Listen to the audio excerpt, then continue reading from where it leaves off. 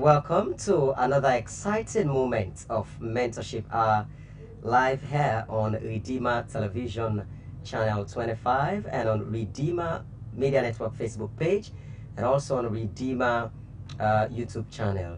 Mentorship Hour is a program that unearths or reveals the true identity of personalities or icons and the secrets and factors responsible for them being where they are now. And this is a program where we bring in icon that helps you become who you should through counseling, teaching, mentoring, inspiration, motivation, you name it. And today our star mentor for this evening's mentorship hour is no less the person but a certified accountant and who have been in the field for over decades now. And he's here this evening. He's our star mentor for today. And he's going to ride us through these boats. As today's marks the 27th of October 2024. Again, I am your host for this evening, Honest Abdullahi. And I want to welcome my star mentor for this week. His name is no less a person, but Godwill Mambu Kane. Good evening, and welcome to Mentorship Hour. Thank you very much, Mr. Abdullahi. Thank you for the opportunity. All right, well, viewers, that's the sound of our star mentor for today. He's a certified accountant, and he's going to ride us through the boat of the secrets or the role of becoming, a successful accountant. Or more or less, what are the steps, what are the nitty-gritties, what are the ingredients that it takes for one to become an accountant? Should you are imagining yourself to become one, or you are in the profession already, but you want to improve on, what should I say? What you are already, you want to become, you want to upgrade that level of being that kind of an accountant that people will trust in that institution where you are. Don't forget, the program is Mentorship Hour, live coming up to you on Redeemer Television Channel 25 and on Redeemer Media Network Facebook page, and it's also on Redeemer Media Network YouTube channel. And don't forget, you can share your comments with us via 079920500 079920500. I'm gonna go straight off to my guest for today. He is here to, of course, help us ride through the sport, as I told you entirely on. So once again, welcome, Mr. Kane. Thank you. All right. Before diving into the secrets for one to become an accountant, or for one to become a successful accountant, first of all, I believe my viewers would want to know who is this person that is with us in the studio here this evening. Like, who are you? What's the personality? Can you tell us a bit about yourself? Are you that kind of a calm person? Are you an extrovert, an introvert, and all of that? Thank you very much, Mr. Abdullahi, and thank you for having me on this program. Mm-hmm. Well, like you started, my name is Godwill Mambu Kane, and I have worked as an accountant. I mean, from office assistant, different accounting roles for the past 10 years. Mm. And currently, I'm also accounting for Faith Bible Church. All right. And then all its subsidiaries. I am an alumni of Zenith University, Accra, Ghana, Wow. and also Accra Business School, where I did my master's. Mm. I'm a Christian. With the question of whether I'm an introvert or an extrovert, I think that personality changes based on the situation or the environment I find myself. Okay. There are places I play the introvert role, and there are other circumstances I find myself. I'm the social and the mixing type. Okay, viewers, don't forget the program is Mentorship Hour. If you're just joining us, and it's coming to you live on the Redeemer Television Channel 25, and also our social media Facebook page or handles. You can, join us live on those platforms as well. And of course, Mentorship Hour is a program that unearths the true identity of who a personality is and the factors responsible for, him being where he is today. Okay, so we're going to continue to ride on, with this sport. So, being an accountant and for over decades now, 10-year plus, we first want to know, what is this something that was part of your plan, while coming up as a young man by then, or as a young boy by then? Was it part of your plan? How did it all happen? Well, basically, accounting was never part of my goals. Okay. From secondary school, I never dreamt of becoming an accountant. It was never part of my dream. Growing up as a youth in my church, as a youth leader, I always aspired to become a pastor, a preacher. But I found myself in a foreign country, and I have to go to school, and I was employed to do an administrative job, and I noticed there would be vacancy for the accounting role. Yeah, months later, and I needed that pay to pay my school fees and other stuff. So I already had a solid foundation in accounting. All right. Secondary school, I got an A1 in financial accounting. Wow. I had a very, very vast knowledge in managerial accounting from secondary school. So I just started doing ACCA, which is the Association of Chartered Accountants, their level 1, to boost up my knowledge to prepare for that particular role. But as to the question of me, like having it as an aspiration, a dream to be an accountant, it was never there in childhood. So in sense, from what you're saying, you can actually have your own plan of becoming who you want to become, and God has His own altogether. Well, yeah, you can have your own plan, and there's God's plan, and then there's what we call the process. Okay, God's plan does not change. Okay, but then the processes may change. Okay, God may have called you into ministry, but then part of the knowledge that you need, the experience that you need, is the accounting field, and so he orchestrates your life to pass through that route in order for you to get to his ultimate end for your life. Do you understand? So it's not like a total diversion. It is God passing you through a process to arrive at his own predestined place for you. All right. Okay, we're going to talk about what actually it takes for one to become a successful accountant. I mean, given the experience that you've had already in that profession, or more or less what it takes for one to be impactful, because your impact or the value that you add to something that you're doing makes actually who you are.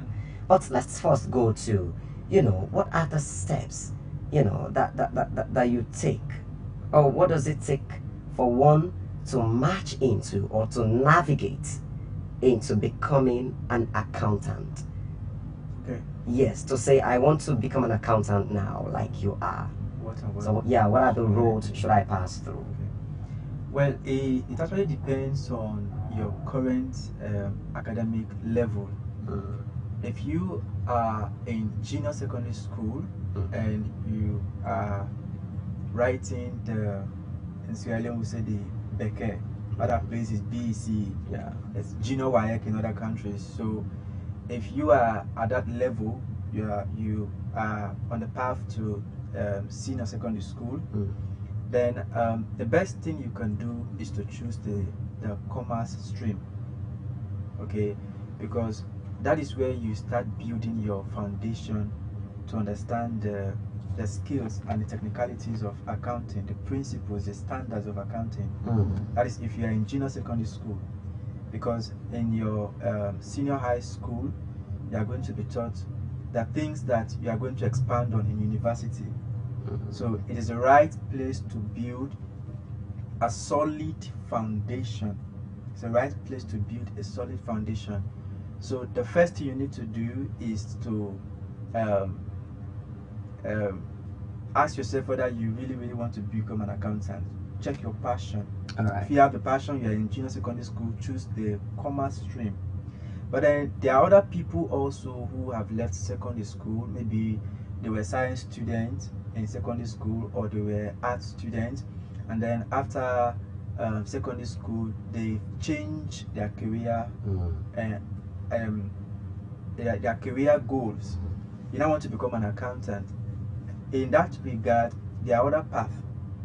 Okay, accounting bodies like the ACCA, which is the global accounting body, is the most renowned accounting body. They provide foundational startup for people that may not have a solid foundation, like a pre-knowledge or a solid foundation. Accounting, as long as you trust yourself, yeah, they provide that is a basis. You can start from there. Many universities accept ACCA level 1 or level 2 for a degree in accounting. So if you are in junior secondary school watching us now, and you have decided to become an accountant, you've sought the counsel of your career counselor in your school, or your parents have advised you in that wise, and you want to become an accountant, then I will advise you go for the commerce stream. If you've already left secondary school, there are many accounting bodies that we allow you to start from nowhere. If you have the passion, you have the dream to become an accountant, I believe you can make it. Yeah, and I mean, if you are already in the field of accounting, let's say you're in university studying accounting, there are accounting bodies, there are global bodies that regulate accounting, like worldwide. I think Sierra Leone also have those sort of institutions. You know, some people will go to secondary school, they'll get their BSc in accounting, but then if you want to become a chartered accountant, you have to pass through the ACCA route. All right. Okay, so I think those are the path.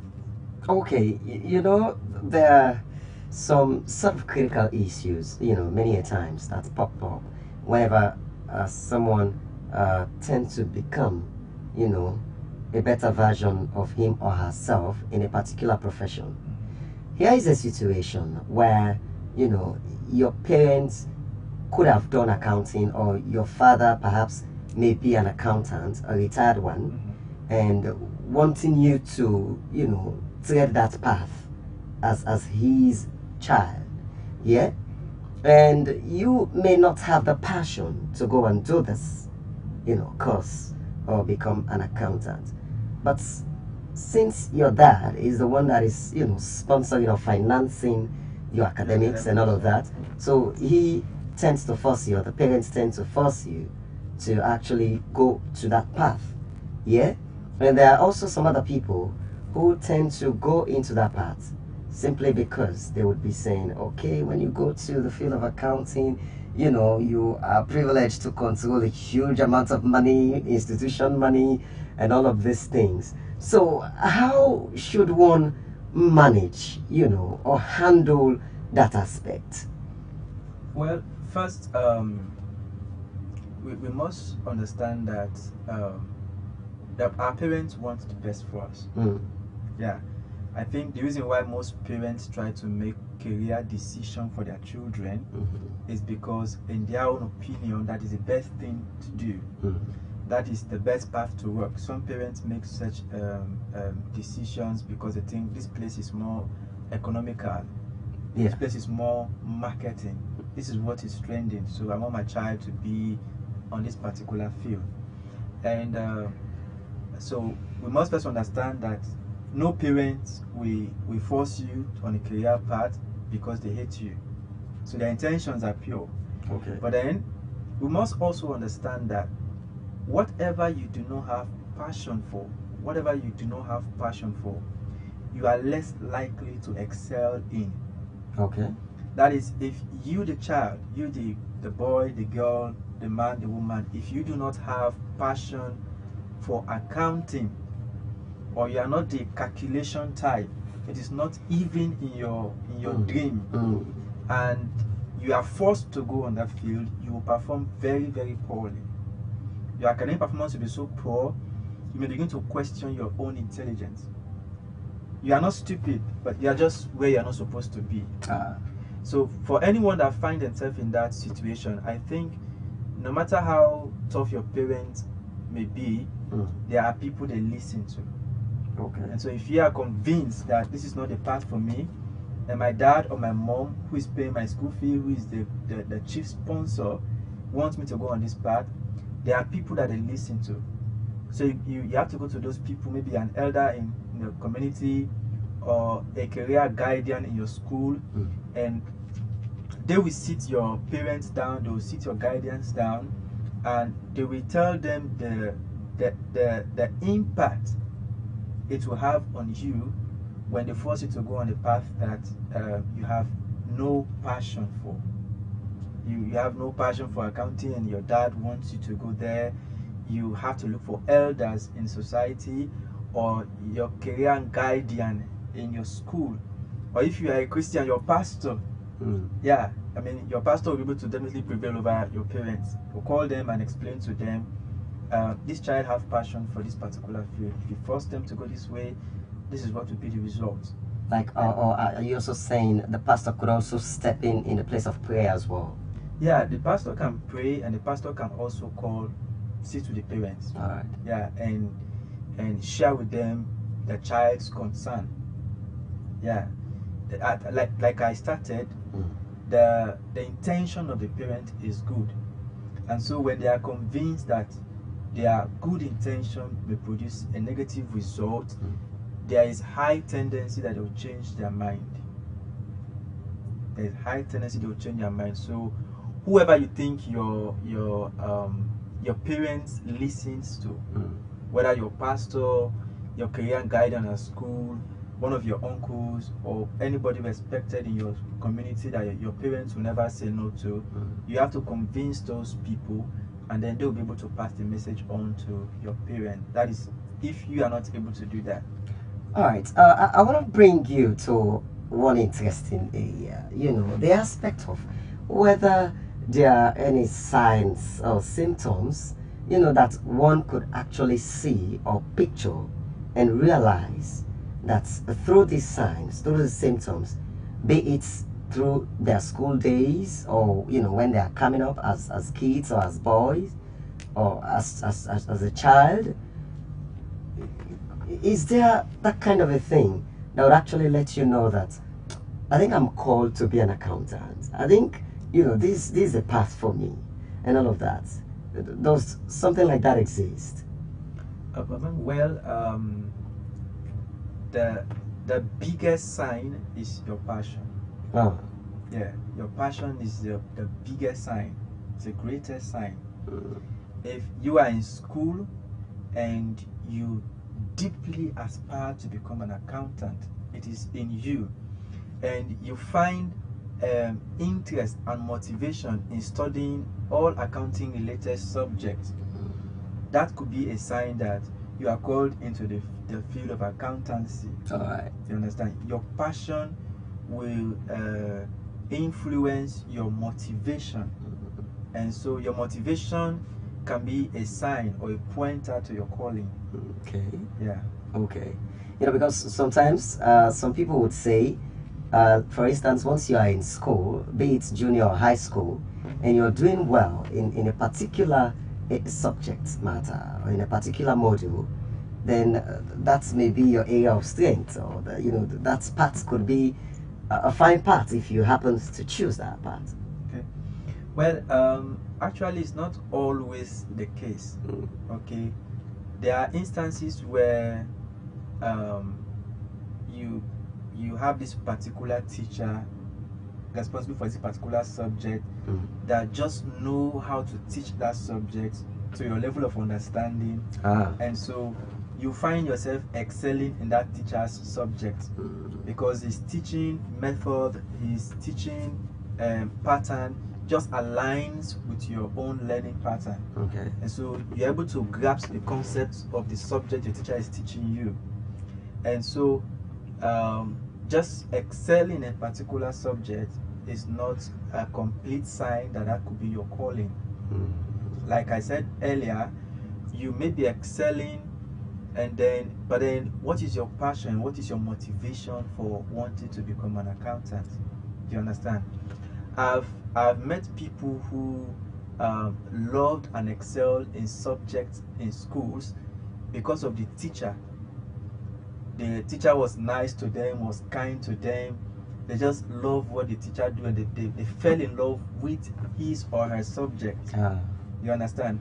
Or if you ask them, okay, you excelled in accounting. Why?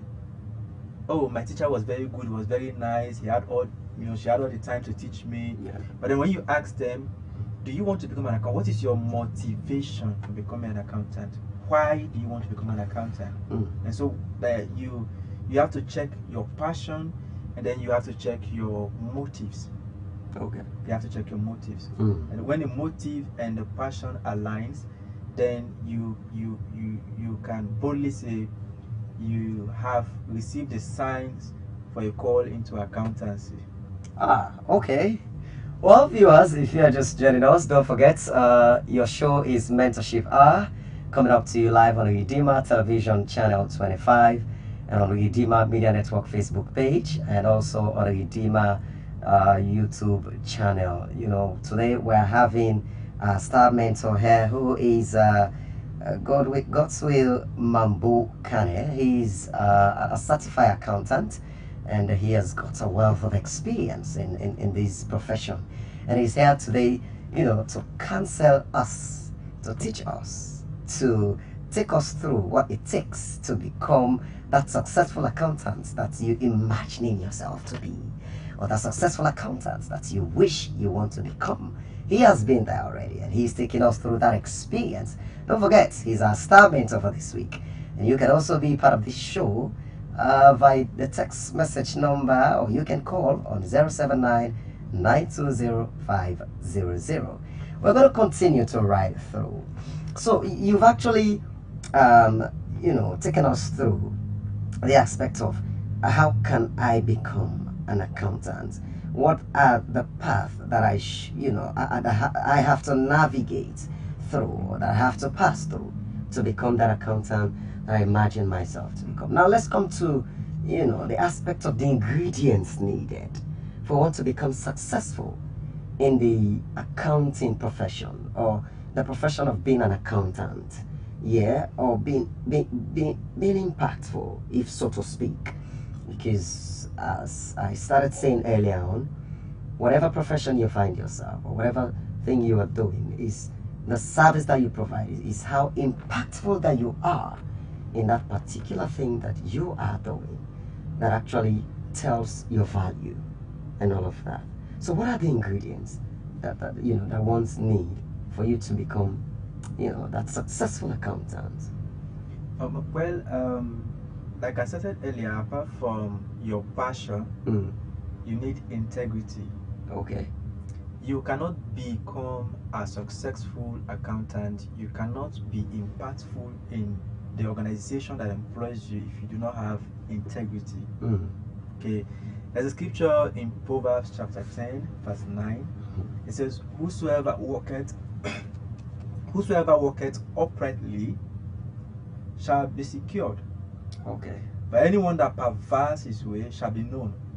And so we've seen instances where people are jailed because of fraudulent activities. Do you understand? So if you want to succeed in your call as an accountant, I believe you have to have integrity.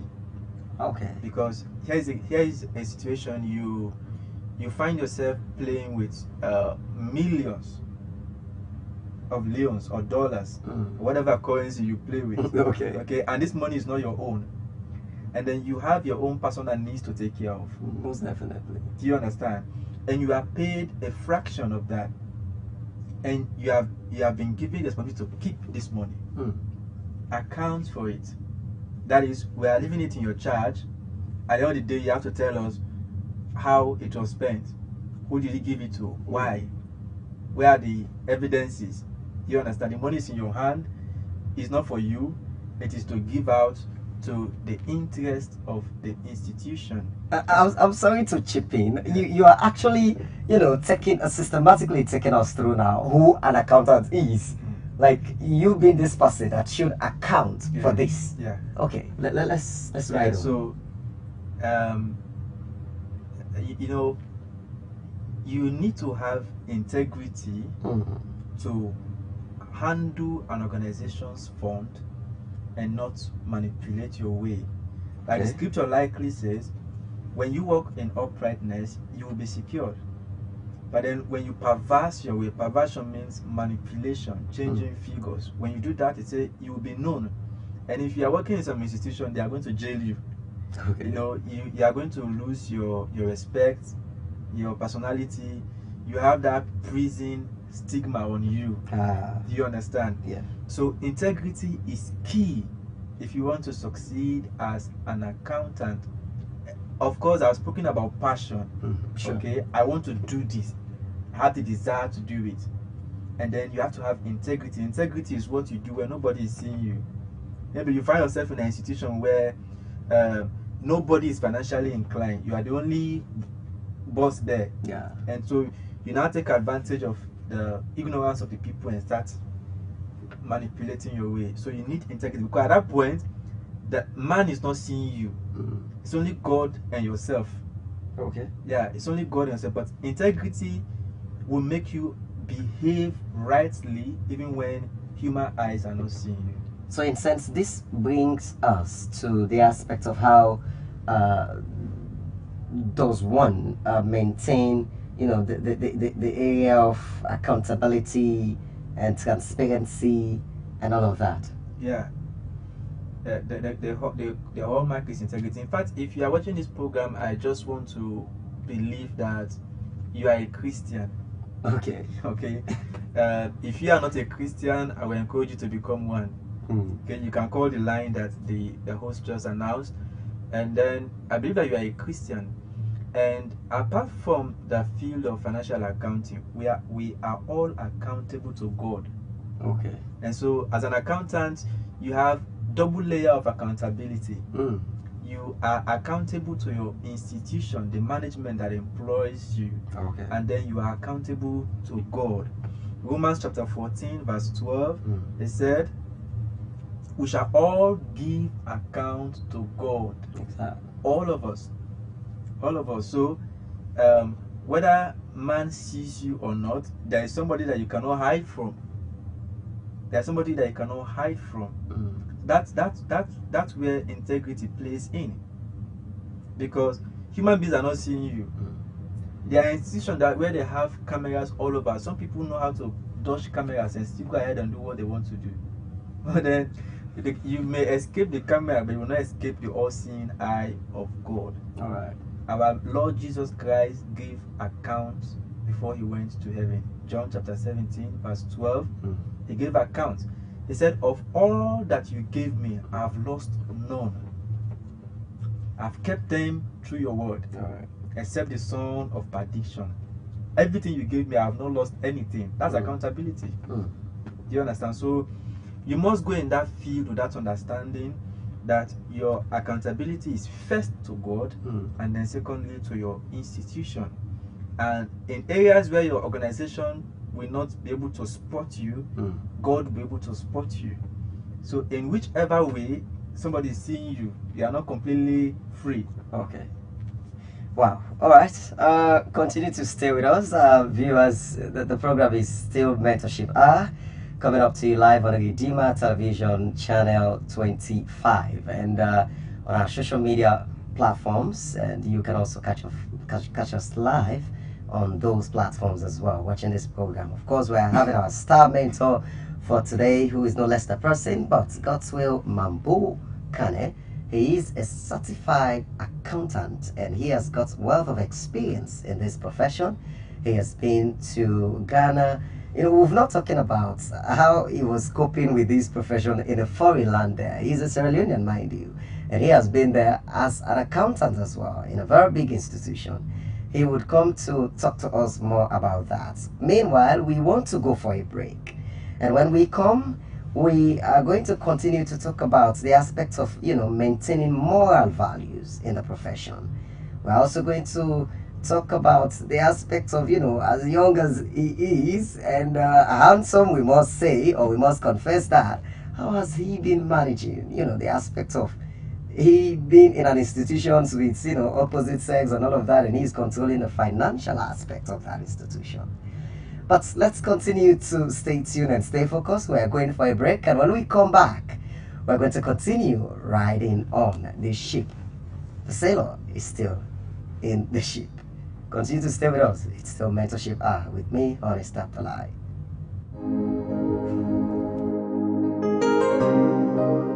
I don't care.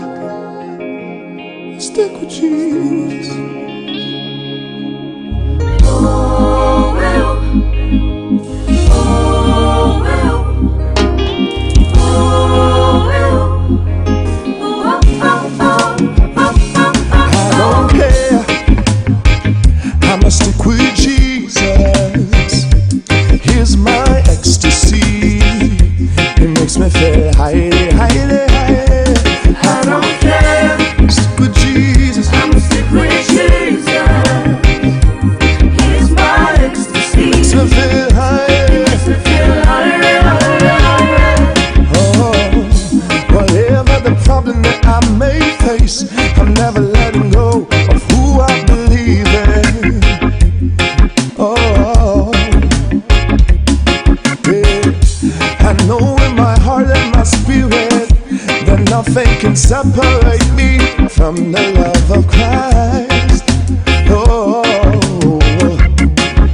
'cause He's the Alright, welcome back. I hope you had a very good time, during that break. And the program is still Mentorship Hour, and coming up to you live on the Redeemer Television Channel 25 and on the Redeemer Media Network Facebook page, and of course on our other social media platforms like the YouTubes and others. We're still having with us in the studio Godswill Mambu Kane. He's a star mentor for today's Mentorship Hour, a certified accountant, and he's got a lot of experience in this area. And like I said before going for the break, he is actually taking us to the nitty-gritties, the rudiments that we need to become that accountant that you imagine yourself to become. So we'll just come over to you again.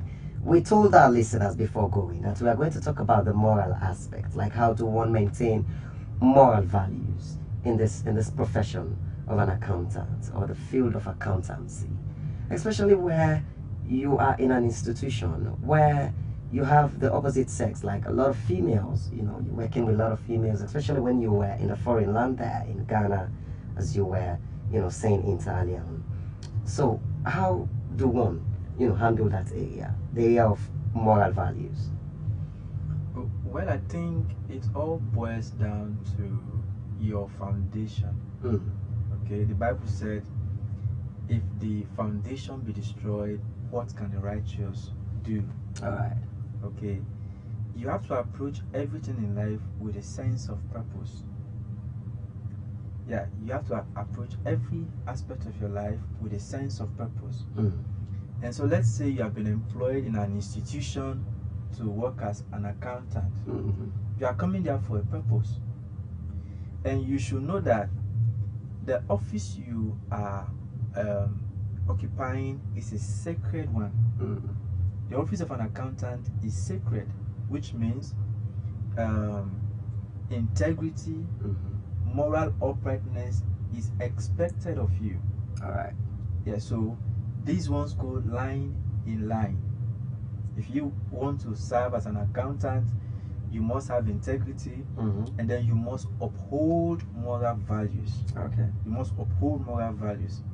And so with that sense of purpose, that this is what I am here to do, this is what is expected of me, and these are the moral expectations that comes with my job, I mean, a sense of purpose will make you stay focused on what you came to do, and also try to avoid the distractions that comes with it. Because like you rightly said, the general perception is that an accountant is somebody that have money. Sure. Okay, so you are going to have people that will be coming closer to you because they think you have money. You understand? So you have to uphold your moral values, and then you have to come there with a sense of purpose. Okay. You are not there to do those things, and those things will definitely defy your job, and they will distract you from your purpose. That's why I said you have to approach everything in life with a sense of purpose. In the same line, somebody that have been a womanizer before, when he become an accountant, because he has that foundation, he think that is how to spend money. Okay. And interestingly, this is what causes many young people to go into stealing.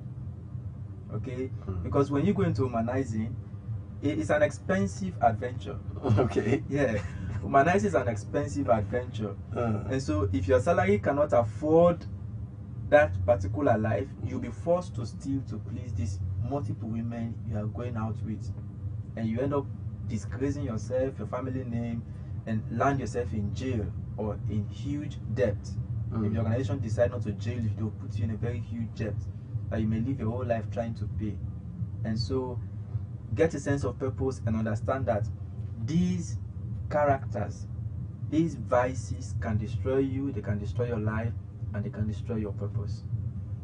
Like for an accountant to be able to maintain these integrity that you are talking about, the moral uprightness or the moral values, what would be your advice for the institution that person may be accounting for or serving as an accountant for?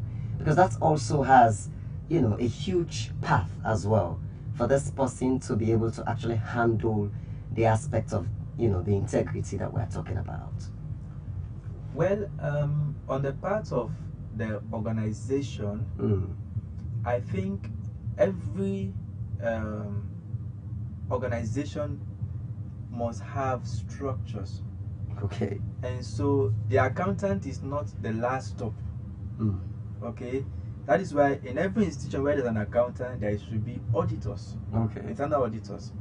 So the accountant must be under check. The watchman must be watched himself. All right. And so as a way to create that balance in the system, every organization must have an audit team. Okay. Okay, and then some employers too can be very greedy. Okay, let's say you are an entrepreneur, you just started a business, and let's say in Leons, you started generating a profit of 200,000 Leons per month of revenue, and you only have 10 staff. Okay, and if you are not paying your staff well, you are keeping somebody to manage an organization that has an asset, a cash asset worth 1 million Leons, and then you are paying the person 2,000 Leons or 1,000 Leons. It's not even enough to pay for his rent or other stuff. So you are tempting him to put his hand into it if he doesn't have strong integrity, because the man with integrity will deny that job. He will not accept the salary. Yeah. He'd rather stay at home or look for something else. But then somebody else will come and accept it and say, okay, if you don't pay me well, I'll pay myself. You understand? So get a fair payroll system and get an audit team in your organization. Don't employ an accountant and just leave him to do what he likes. You should have auditors who checks him. Okay. Or her. You understand? It's sounding more interesting now. Let's talk about, what have been your worst moments in your profession, since you became these, accountants that you are, the more than decades experience that you have gotten and all of that. What has been your worst moment, so far in any of the institutions you may have worked for? I cannot call those ones worst moments, because in all these years I've worked in church-based institutions. Okay. And so I see myself serving God through that particular department. Mm. Okay, and so I see the challenges that comes with my job do not, affect me. They don't affect me that much. Okay.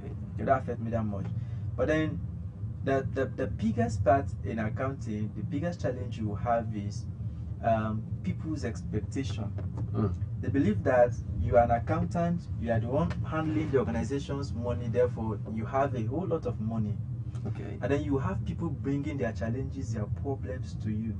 Okay, your ability to manage those multiple requests from people, maneuver through the system without one touching the organization's fund and attending to everybody's need, because you cannot attend to everybody's need. Yeah. Do you understand? There are some Sure. people, no matter how you explain to them, they just believe that you have it. This person have the money. Yes, and that he is or she what doesn't just want to. Yeah, that is what actually causes people to steal. Because you are there, this one is asking, this one is asking, this one is asking, they are begging you, and your salary alone is not even enough for even you to give you a high quality of life. Okay. And you have 10 people, family members, uncles, say, hey, our son is an accountant, he has money. Okay. And so we need this, we need that. So those are challenges that comes with the office of the accountant. People expecting that you have money and bringing their challenges to you for you to solve, and they don't even care. They don't even know how much they are paying you. It's like when you become an MP, the conclusion is you have money, and you have all the villagers coming to your family problems. So when they give you government contract, you take the money and share it to them, and so the community suffers from underdevelopment because the accountant there, who is the MP, have shared the money to the people in order to please them. Oh. So you have that challenge, and there are some people that will hate you when they ask you, you don't give them. They just conclude that you're actually a rich person that have a lot of money that just don't want to give them. You understand? So you're going to have plenty enemies, and then you have other people who will try to come to break through the system. An accountant is a security officer. You are securing the organization's money from fraudulent deals, fraudulent activities. And so people may try to come to pass through to get money to settle themselves, and you are there to stop them. And stopping them is going to turn you to their enemy. That brings me to the aspect of, how do one, I must say, also handle the area of, controlling the way people will tend to convince you or tempt you within the institution not to manhandle or not to, like you said, find your way through to actually beat the system, that aspect. How do you handle that area? Because there are definitely some people, it could be perhaps the manager, let's say the CEO that owns the company is there, and the manager is there, or let's say any other person that you may be working with in that department, the accounting department. You may have the integrity or the moral uprightness, but others may not, or not everybody that will have that. And so they'll tend to come and say, let's do it this way, let's change figures and all of that. How do you handle that area? Oh, well, if your organization have written policies, as an accountant, you are going through by those policies. Okay, if the organization's policies authorizes your manager to change things, to give instructions per time and change, like he has unlimited power. So as an accountant, what I would do is that if I know that in this institution the manager's power is unlimited, he can make and unmake. And so my responsibility is that if you want me to do something, you have to write me officially. You write and sign. So I'm not the one initiating it. So tomorrow, if I told you deny it, I have evidence. You understand? There's a memo that you wrote authorizing me to release that fund, and you signed it. And then there is an approving authority that is approve it. The auditors go through it. And so, because there are instances where the manager or whoever is there, they actually have unlimited power. There are other institutions, their power is clearly defined. Okay, the managing directors have defined the authority, the level of authority of your manager, That he doesn't have power to command you to do this, that. So when he comes to tell you to do this and that, you have the power by the constitution of the organization to tell him no, sir, with all due respect. But where his power is unlimited, he should formalize the request. He should formalize it. He should write in paper and sign. If he knows that what he's doing is correct, he will write. Okay. Yeah. If he knows that what he's doing is correct, the request he's making is correct, is legal, is allowed, it doesn't have any fraudulent implication, he will write and he will boldly sign it. Yeah. So, you know, let me bring you to the aspect of the expectations of the accountant, him or herself. Yeah, and as we were saying earlier on, somebody becoming an accountant or being an accountant, of course, the expectation of people out there is that you got money. I mean, you have it all because you control the institution's money and all of that. So for you now, you know, speaking to somebody who may be watching us or who may be listening, wanting to become an accountant, what should be the first expectation? Should it be, no sooner I enter, I must have a car, I must have a house? Or how do you ride through that path? Well, it depends to your career motivation. Okay. Okay.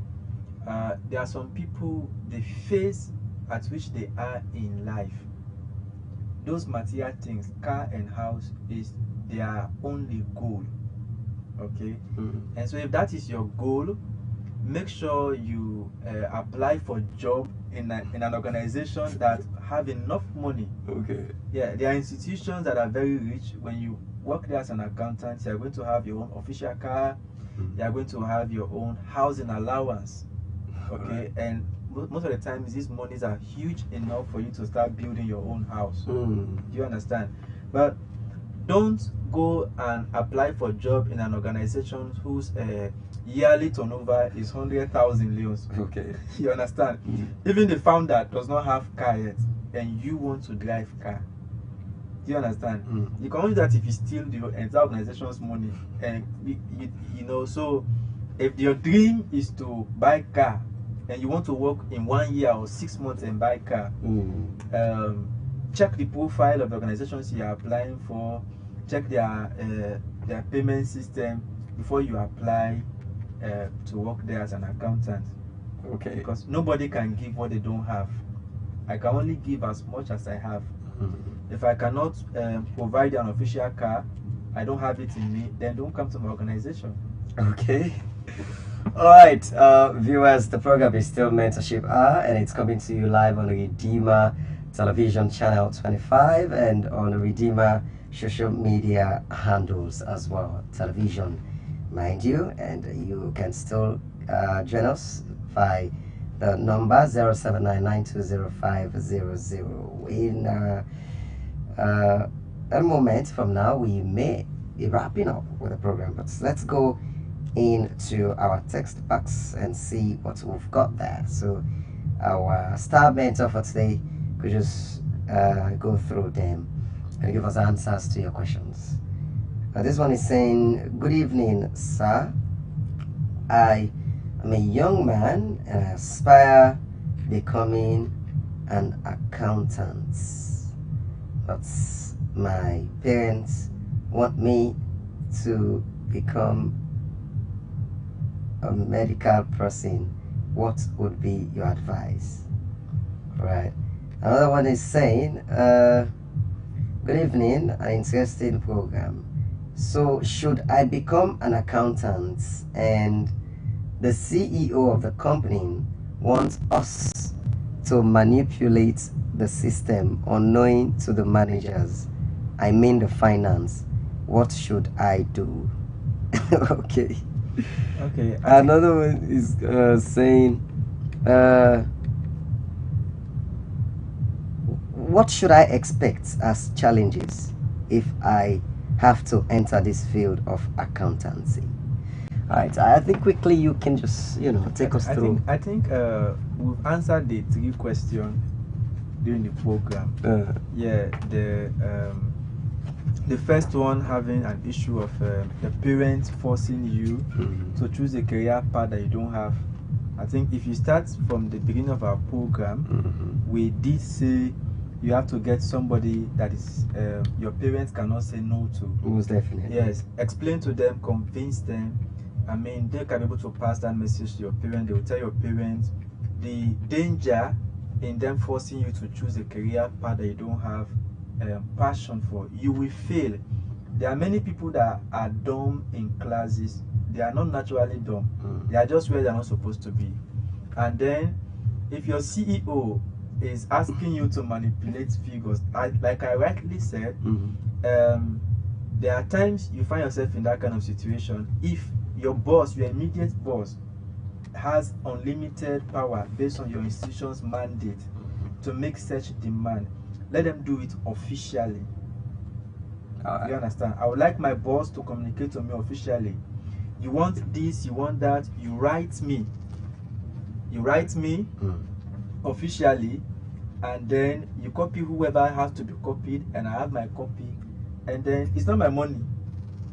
If you are going to use it for the benefit of the organization and you have the authority to make such demand, I mean, whoever has to approve it, whoever has to authorize the transaction based on the organization's mandate, they have to approve it. They release the money for you. Okay. Do you understand? But where you know clearly, you know that this practice is wrong, and if you go by his demand, you will implicate yourself tomorrow. He will deny. He doesn't want to sign. He doesn't want to send you an official email to his official email. Yeah. He doesn't want to send you an email. Doesn't want to even send you WhatsApp message. He just wants you to just do it. Don't do it. Don't try it. Maybe he will just call you overnight. Yeah, just and say, call you. No. Do this thing. If your boss calls you and give you that instruction, tell him, okay, sir, I've heard, sir.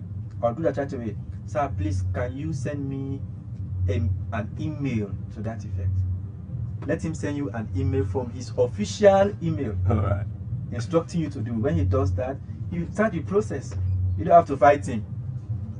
Okay, I believe it has been a wonderful moment here this evening on Redeemer Television with our star mentor, Godswill Mambu Kane, who is the certified accountant that we're having today, guiding us through this boat of what it takes to become an accountant, and a successful one at that, one that could impact that institution where you are working or where you imagine yourself to work. So in as much as we're about to wrap up, what would be your word of encouragement, to more or less our viewers out there who, like I said, are imagining to become this person that you have become already, or who are aspiring to go into the profession quickly? Well, if you are there and you want to become an accountant, it's your passion, it's your dream, don't let anybody discourage you out of it. Go for it. If you have the passion is fuel. It will fuel you into excellence in your accounting career. All right. Okay.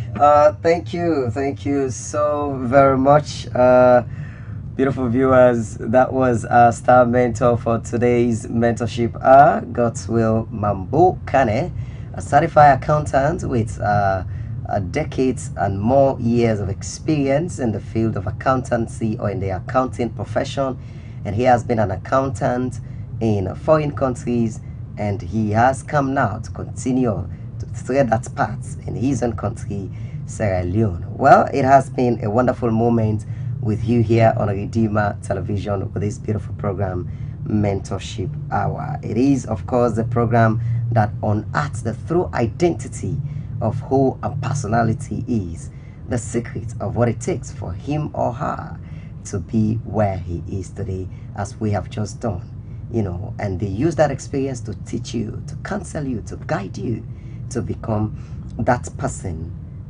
who you imagining yourself to become in that field where they are now, or where they are trading and all of that. I have been your humble host, Honest Abdullahi, riding you through the ship, this beautiful mentorship hour on the issue of accountancy. I want to encourage you to continue to stay with us on Redeemer Television Channel 25 as we continue to give you the very best in television Broadcasting. Till we meet next week for another edition of Mentorship Hour, I have been your host, Honest Abdullah, and God bless you for being with us this evening. Thank you very much to my camera operators and to the VTR operator and to the sound engineer and also to yourself as well. That's actually, took your time to ride us in this boat this evening. God bless you. Till next, bye-bye.